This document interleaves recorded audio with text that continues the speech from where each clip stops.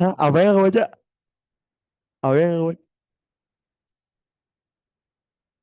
Cute bus, kamu nggak tahu deh.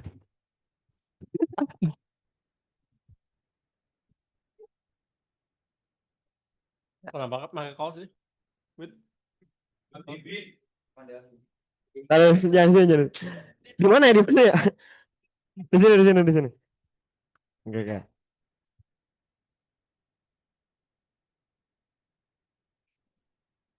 Oke. Assalamualaikum warahmatullahi wabarakatuh. Duh, pembukanya apa lagi ya? Oke. Di sini saya akan mempresentasikan kelas minat saya itu tentang bisnis baju. Oke. Jadi saya udah mempunyai merancang nama dan logo. Sebenarnya logo nggak saya tunjukin sini, tapi eh, persis kayak gini juga tulisannya. H-nya gede, A-nya kecil, M-nya besar, B-nya kecil, L-nya kecil gitu. Humble gitu. Oke, lanjut. Lanjut, Pak, lanjut, Pak. Oke, latar belakang. Saya memilih topik ini karena sejak lama saya menyukai hal-hal tentang fashion. Karena hal itu saya ingin membuat brand yang berbahan nyaman dan berkualitas tinggi namun dengan harga yang terjangkau. Saya membuat brand bukan untuk kesenangan juga, tetapi juga untuk menginspirasi orang-orang gitu. Oke, manfaat dan tujuan. Yang pertama manfaat. Manfaat untuk orang lain itu menginspirasi orang lain untuk membuat bisnis seperti saya. Terus yang kedua, menambah penghasilan dan bisa saya manfaatkan. Maksud saya manfaatkan ini dari penghasilan tersebut bisa saya lanjutkan untuk membuat baju lagi atau saya bisa menyumbangkan gitu kepada yang membutuhkan itu kalau udah gede aja sih. Terus yang ketiga, bisa memotivasi diri sendiri untuk sukses. Ini maksudnya tujuan ya. Terus melanjut ke manfaat, manfaat untuk diri sendiri, saya bisa membuat produk yang menarik perhatian orang lain dan bisa menambah penghasilan. Terus yang kedua, manfaat untuk orang lain jadi bisa terinspirasi untuk membuat bisnis seperti saya juga dan juga bisa termotivasi gitu. Manfaat untuk orang lain dan diri saya sendiri, orang lain bisa termotivasi dan terinspirasi dan saya sendiri bisa mengembangkan produk dan diri saya menjadi lebih bijak. Oke. Wah, ini agak panjang ya. Waduh, sorry. Saya memulai proses pembuatan karya. Saya memulai karya ini dari sebuah ide untuk membuat brand karena memang memiliki keinginan untuk terjun ke dunia bisnis. Kemudian saya berdiskusi dengan guru sebagai expert yaitu Bu Ayu untuk membicarakan perencanaan dan perancangan brand. Oke. Setelah itu saya membuat desain kaos menggunakan Canva serta melakukan komunikasi dan diskusi langsung dengan pihak konveksi terkait produksi. Hingga akhirnya seluruh proses ini membentuk rancangan brand clothing yang saya kerjakan. Nah, tapi ada sedikit kendala. Saya baru tahu kalau konveksi itu bisanya bikin selusin atau 12 baju gitu. Jadi saya gak, oh ini ntar dulu, jangan sekarang dulu. Oke, rencana keuangan. Yang pertama, produksi awal. Produksi dilakukan konveksi lokal sebanyak 5 pieces kaos polos. Bahan yang digunakan cotton combat 24S. Biaya produksi total termasuk bahan sama jahit itu 250.000. Yang kedua, kemasan dan label brand. Pengeluaran untuk polybag, stiker dan hang tank sebesar 50.000. Total modal awal 250.000 ditambah 50.000. Jadi total modal saya tiga 300.000 gitu. Harga jual, harga jual pieces per pieces saya ngambil sekitar 33%. Maka itu saya jual 80.000 rupiah.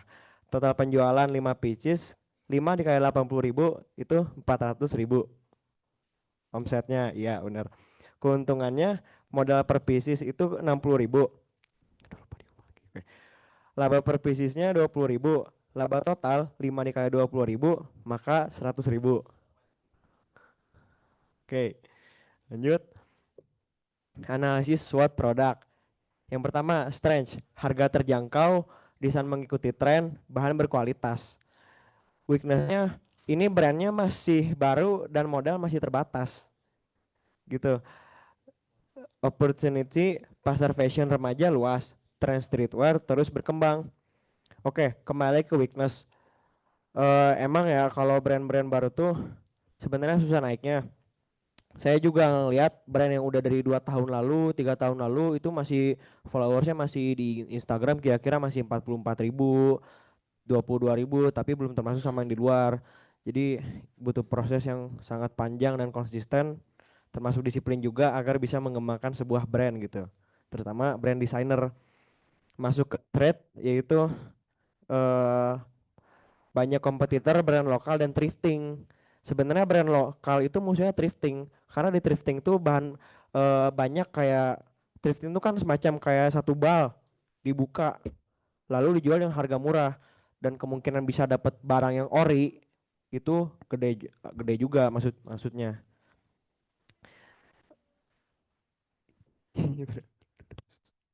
Oke, kan brand lokal tuh sekarang tuh banyak banget tuh yang muncul tuh kayak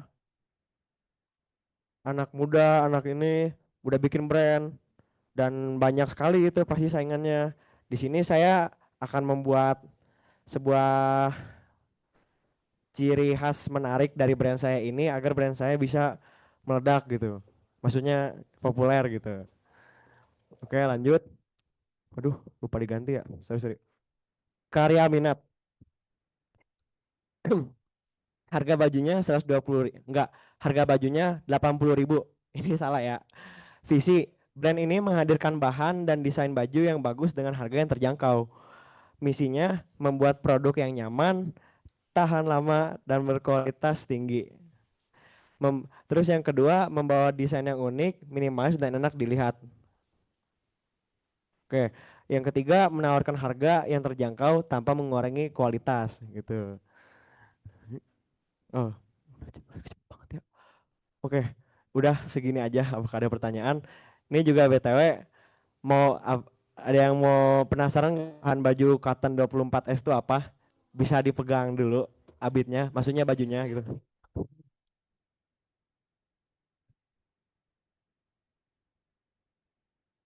Iya kan? Iya, iya itu desainnya.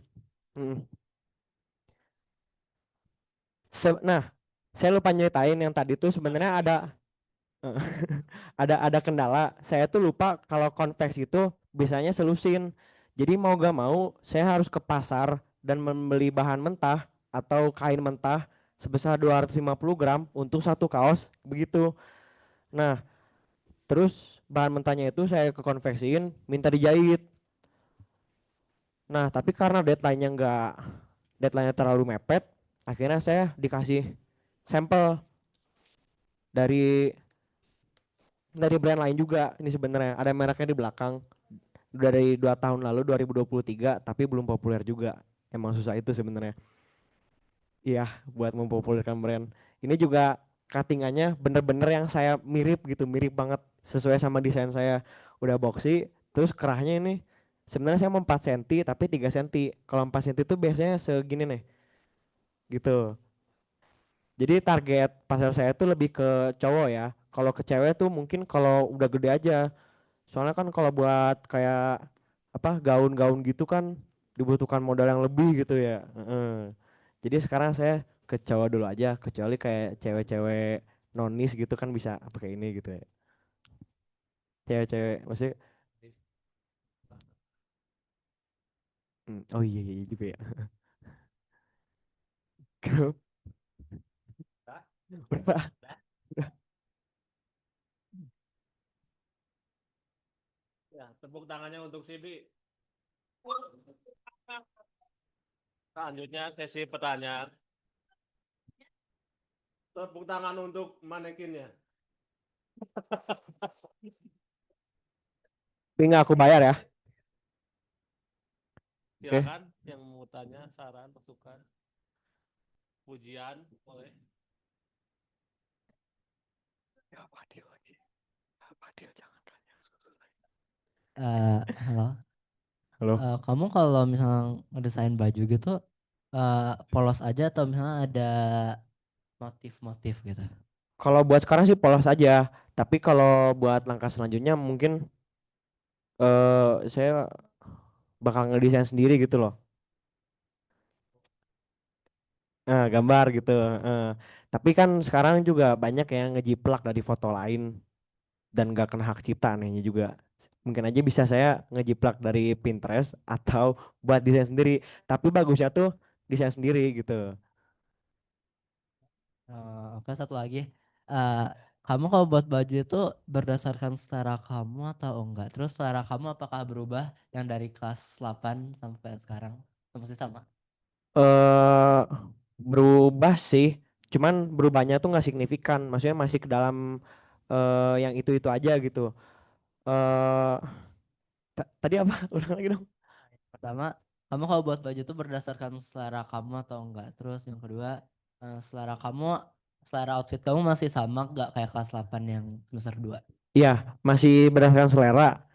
Dari selera ini juga kan mengikuti tren fashion di sekarang ya. Banyak yang suka sama baju-baju yang tipikal kayak gini. Jadi saya akhirnya memutuskan untuk buat baju kayak gini dulu karena pasti banyak yang suka gitu. Soalnya kan emang lagi ngetren juga.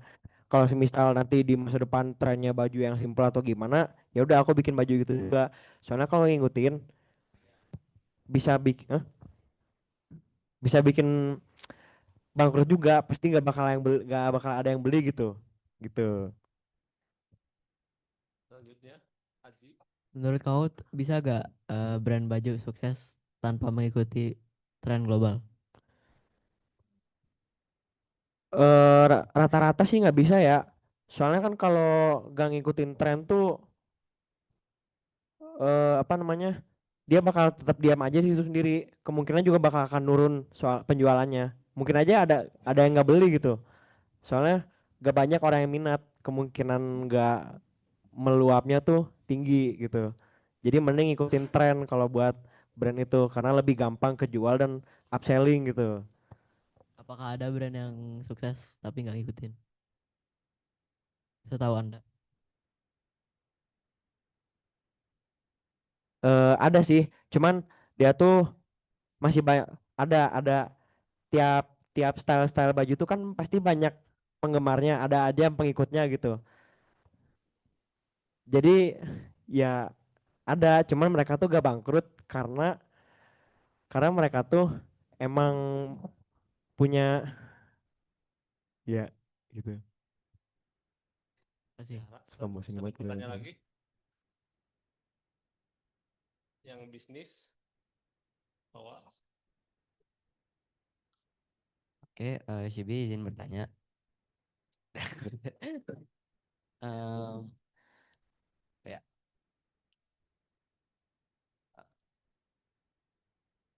aku apresiasi aja dulu. Jadi ngelihat kamu kan dari kelas 7 tuh emang suka banget sama fashion gitu kan kelihatannya. Dari masih makin-makin menonjol tuh mulai kelas 8 apa. Terus ternyata kamu udah bisa nyampe ke langkah dimana kamu udah mulai buat sendiri gitu, produksi sendiri. So, aku kayak Yes, yes, keren yes, lah yes. gitu. Terus mungkin pertanyaannya itu em, gi- gimana gimana sih kan kalau ngikutin tren tuh pasti kan banyak ya brand yang ngikutin tren tuh. Eh, jadi otomatis misalnya trennya lagi baju baju yang boxy kayak gitu. Terus kamu ngikutin juga gimana sih caranya kamu ngebuat in, ini kamu baju baju boxy kamu itu beda dari boxy orang lain gitu, brand lain. Sebenarnya sih hal itu nggak bisa sih, terutama dalam baju polos. Itu pasti bakal banyak yang ngikutin, gak cuma satu, 10 biasanya. Banyak pasti yang ngikutin, kecuali dalam desain sablon atau nggak motif, itu pasti akan ada yang beda. Jadi kalau mau dibedain, mau gak mau harus tambahin semacam kayak motif, detail, kalau nggak sablonan gitu. Kayak gitu. Jadi cara terbaiknya kayak gitu, punya desain sendiri gitu. Kalau dari sisi opportunity-nya gimana? Apa lagi tuh? Ya, jadi sisi potensial dan chancesnya kalau kamu nggak pakai motif dan kamu pakai motif itu seperti apa perbedaannya? Hmm. Kalau kalau pakai motif itu motifnya harus menarik juga, harus harus apa? Banyak yang disukain gitu. Apa kayak motifnya tuh bener-bener kayak tren juga gitu. Karena itu bakal banyak yang beli. Cuman kalau kaos polos kayak begini juga pasti banyak yang beli. Karena kan sekarang tuh kalau saya lihat dari pasar itu kebanyakan orang tuh lebih suka kayak kelihatan culture, ya kelihatan keren namun clean gitu. Clean. Kayak gini nih kaos polos gitu. Jadi kalau kalau mau jual chance-nya tuh sebenarnya lebih bagus dapatnya di kaos polos sebenarnya. Kalau buat sekarang gitu. Tapi mungkin buat ke depan nanti bakal beda gitu. Oke, makasih sih. Ya. Saya kebetulan suka baju boxy sih. Di, Ya. cuman ini iya sih emang rada tapi ini Coba begini, Beb. Coba gini, coba coba gini. stretching fit, Coba gini, coba gini. coba stretching, stretching. Nggak, coba gini.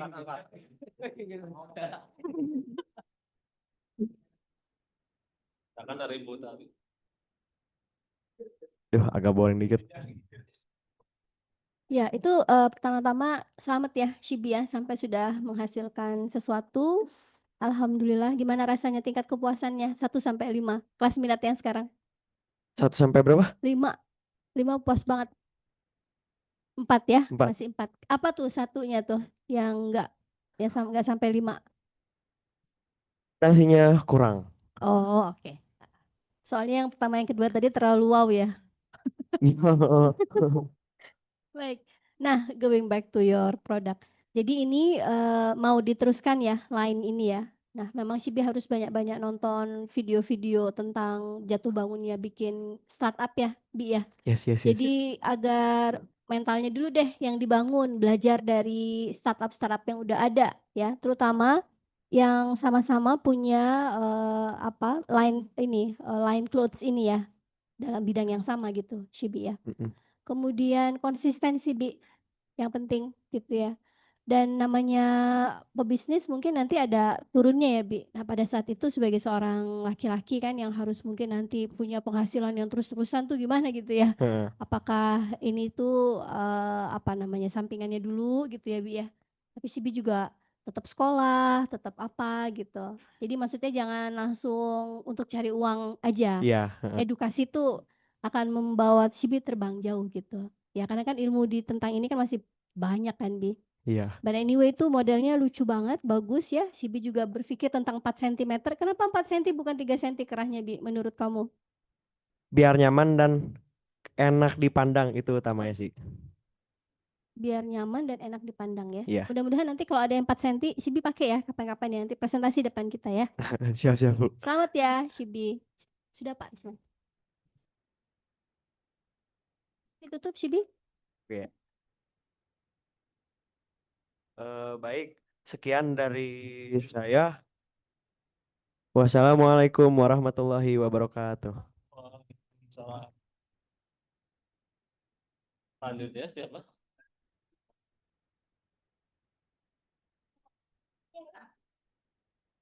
Oh ya.